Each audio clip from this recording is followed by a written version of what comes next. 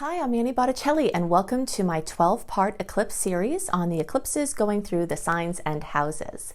Definitely go to lumelife.com, L-U-M-E life.com, which is my school, Luminous Life Multiversity, to enroll in free courses and all kinds of other offerings I have through there. And when you search for my name, Annie Botticelli, in an internet search, you'll see all kinds of listings of mostly free resources that I make for you to facilitate your study of astrology and your quest for vibrational wellness. So this series is talking about eclipses. I'm doing one eclipse video for each sign and house. Okay, so every sign in astrology corresponds with a house in the zodiac wheel. And so an eclipse in a certain sign is also the energy of that corresponding house. And this becomes very helpful to understand when you want to go deeper in your study of eclipses and how they may affect you, and understanding the opportunities and the lessons that are at play during each eclipse cycle. Each eclipse cycle is about 2 years long, and every 6 months in those 2 years we have a hot spot where the actual eclipses occur. So the storylines, the themes, the lessons, the opportunities, the chances to clear karma and get on our dharmic path, which is our highest expression path, which is what the eclipses really represent. They occur along the nodal line, and the nodes represent clearing karma and stepping into our highest expression. So every eclipse that we have and every eclipse cycle that's at play is really facilitating us in healing, clearing karma, and on stepping on our highest trajectory, which is our dharma, our purpose, why we're here. So that's why it's really important to understand them, and why I spend so much time creating resources to facilitate this for you.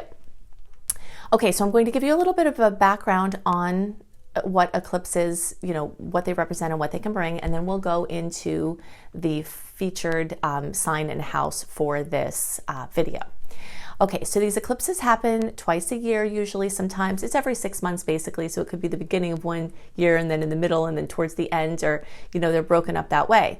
So when the eclipses come, they tend to bring alive and into clear view that scientific law that matter is not created, neither created nor destroyed, it just changes form. We can really see that at play at the eclipses, where it's taking energy from one area, because the eclipses run with polarities. Okay, so there are 12 signs and there are 6 polarities. So there's signs that oppose each other, that are a pair. And the eclipses happen in these 2 opposing signs throughout that 2 years. So it's a reshuffling and a reworking of energy. So one eclipse cycle, it will take from one area and add to the other, and vice versa. So we're just kind of shifting and reshuffling and reorganizing energy in those arenas of your life. The eclipses occur in certain signs, and those effects are global. But they also drill down into certain areas of your chart for each sign, and that understanding this and watching these videos will help you to take the work deeper. Now, in order to figure out during each eclipse cycle what houses are being accentuated for you personally, just watch my monthly videos, and somewhere in the area of the eclipse time, I'll be talking about it, but it will save me a lot of time having this video series to refer you to, so we don't have to cover all of this in each of the horoscope videos, which is what I used to do. Okay, so this reshuffling of energy, where basically the energy isn't it isn't created, it changes forms. So we might see a grandparent die and a child be born. So for that person who's experiencing that, it's like an area of their lives that was present with them for their whole lives is gone, but now this new energy is here. So it's like this major reshuffling of energy, and it very often has very, very major trajectory changes for a lot of people, and it's going to depend on the exact degree that it's hitting planets in your chart. But if it's really affecting you, you'll know it. Everybody else may have a subtle change that's harder to notice or recognize, but it's definitely affecting everyone, regardless of whether we're aware of it or not. And the more you look, the more you'll see these things at play. So eclipse season, what I call eclipse season, lasts about 4 to 6 and even sometimes 8 weeks before the actual eclipse. You'll see a heating up. It's kind of like, I always think about it as a pot on a stove, where it's like a certain pot, okay, and a certain liquid in that pot that has a certain energy that has the signs that are in that eclipse cycle. And during the actual eclipse time, it heats up to a boil, you know? And then during the times in between, it's like down to a simmer. And then we turn up, you know, the universe cranks up the messages and they convert from the inner world into the outer world, and we get to see them more clearly. And so it heats up and then it kind of fades back down, and it heats up, but the themes are always at play for these 2 months. For these 2 years. Okay, so just make sure I tell everything else. So the things that happen at eclipse time tend to feel destined a lot of times, where things happen, and a lot of times it's out of our control. Eclipses often bring non-negotiable changes to our lives. It can be very scary and very stressful. So it's definitely a key point around eclipse time to do modalities that help you to ease anxiety, and I discuss those in videos and other offerings that I have on how you can keep the anxiety level low so that you can stay connected with your intuition and with spirit and navigate through them in the easiest way. Okay, so even though there are certain things in our lives that are fated and unavoidable, there are definitely things we have some say in, and we can shift our experience of those events. So understanding all of these things and doing inner work to help clear out the karmic gunk that's coming up can be part of how we can have a better experience of the things that are fated to happen. Okay, so just make sure there's everything I wanted to talk about there.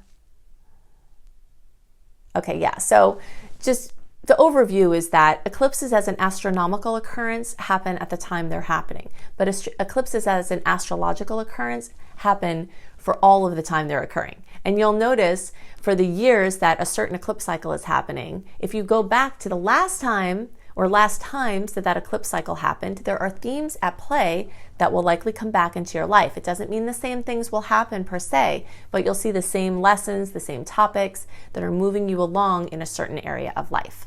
Okay, so now let's check out the sign and house of focus. Eclipses are major astronomical events, and they're also major astrological events. They bring things into the focus in a major way, and although sometimes during eclipse cycles, certain individuals are not as notably or obviously affected, but sometimes these changes are more subtle, and we have to look harder to see that there's a paradigm shift at play or something else working in the inner realms that aren't necessarily manifest in a huge way.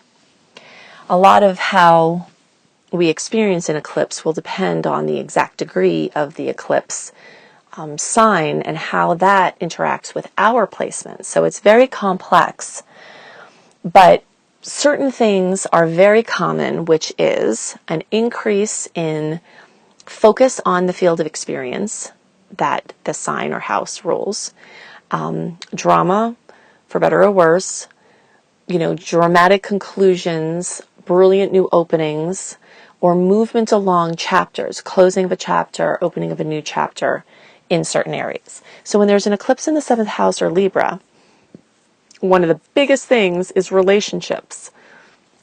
A new relationship comes in, an old relationship ends, or even a new relationship ends, beginnings and endings of relationships, or movement along a continuum of key relationships, or the relationship to relationship.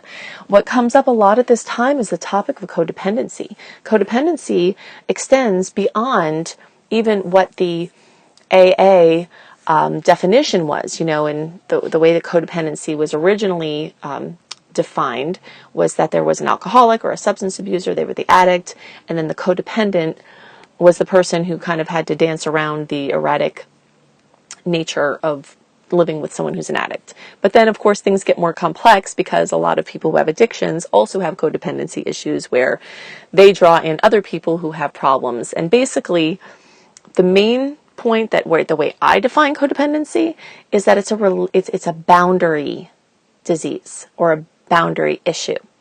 And so eclipses in the 7th house or Libra tend to bring up boundary topics. Are you setting too many boundaries and blocking out intimacy that you want? Are you not setting enough boundaries? Are you setting boundaries in a way that you're going to get what you want? Or are they from fear? Are they from old programming? The question of boundaries is one of the biggest things that I see coming up. So, movement along in gaining what I call interdependence, where yes, we need other people, we need to interact with other people. It's part of being human to connect with others.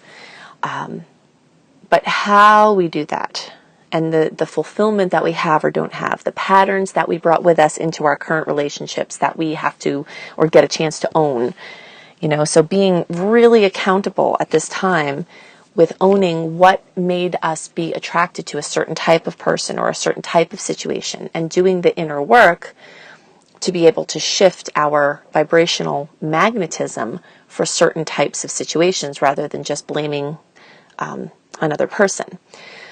Eclipses in the 7th house or in Libra also often bring in perfect practitioners or helpers. So, or bring endings to those relationships. So maybe you've been working with a practitioner for a while and you complete your work with them. Or maybe you've had someone working for you or you've been working with. So, agreements about working together with someone can come to an end. It can come to a fruition, like you reach the goal or the objective.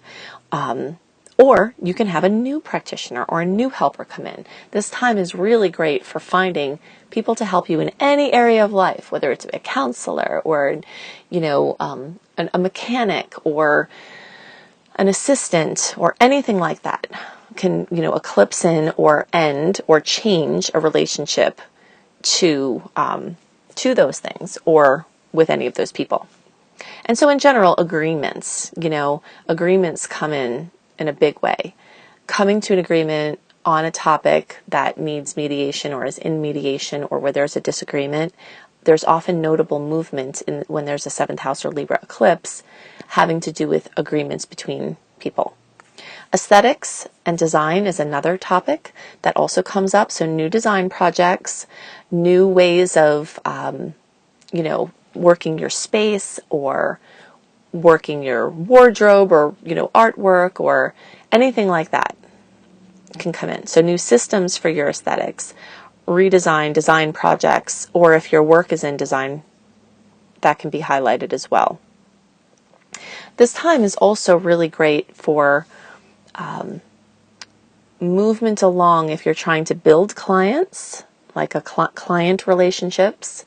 Certain clients could be eclipsed out, or certain ways of relating to them, or how you go about interacting with them. So that's also included in the relationship space. So in general, the 7th house in Libra eclipses will feature relationships and your relationship to relationships and any key people in your life and your agreements with them. Anything unresolved in relationships are often going to come up, and anything that's been worked on can come to a magical fruition.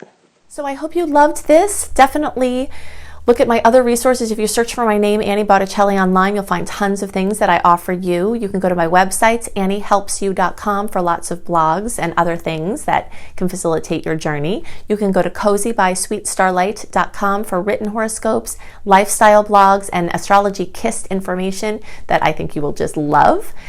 You can go to lumelife.com, L-U-M-E life.com, to see my school, Luminous Life Multiversity.